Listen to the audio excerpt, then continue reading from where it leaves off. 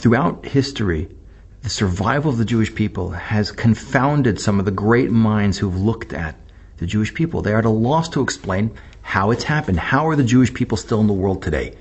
Going back to the 17th century, when Louis XIV, the King of France, asked Blaise Pascal for proof of the supernatural, Pascal answered, "The Jewish people, Your Majesty." There's no explanation for how they've survived. Imagine what he'd say to see us here today. Nikolai Berdyaev, the great 1930s Soviet-era historian, said that the survival of the Jewish people, the role they played in history, it points to a metaphysical, supernatural aspect of their whole destiny which defies any explanation. Cecil Roth, the great Jewish historian from Oxford University, when he finished his book on overview of Jewish history, he said that I've deliberately attempted to write this book in a secular way.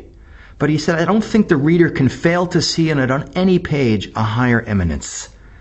The greatest proof of a higher intelligence, of a God acting in history, is the history of the Jewish people. From beginning to end, the creation of the Jewish people, from Abraham, our survival throughout history, for good or for bad, every aspect of Jewish history just screams out with, this is supernatural. This is something different than anything else.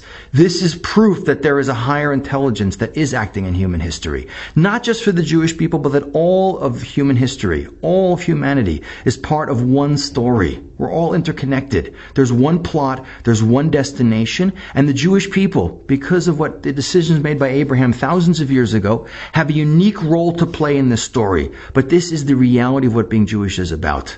On a personal level, a Jewish person can choose to ignore the story, can choose to ignore his Jewish identity, can choose to go down the path of assimilation and extinction. But collectively, the survival of the Jewish people and the impact of the Jewish people is one of the greatest stories in all of human history. And it's important that every Jew appreciate this and learn this.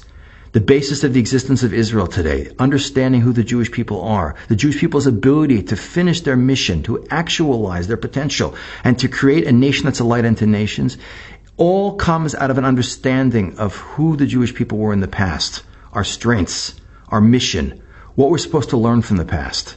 Rabbi Israel Meir Lau, who is, I believe, the youngest survivor of Bergen-Belsen concentration camp and former chief rabbi of Israel, and today the chief rabbi of Tel Aviv, once said something very beautiful. He said, a nation that doesn't value its past has no right to dream about its future.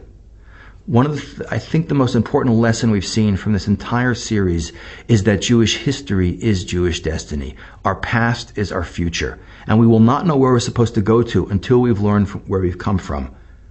And that it's critical for every Jewish person at this period of time, in this very interesting and critical period of time in human and Jewish history, to take the time to learn from the past, to see it as a guidebook, and to learn the important lessons that we need to learn individually and collectively, so that we can actualize our potential, get ourselves moving in the right direction, finish the mission that Abraham started almost 3,400 years ago, create a nation that's a light unto nations, and finally bring that beautiful messianic vision of peace and brotherhood to the whole world that the world has been waiting for since the birth of the Jewish people almost 4,000 years ago.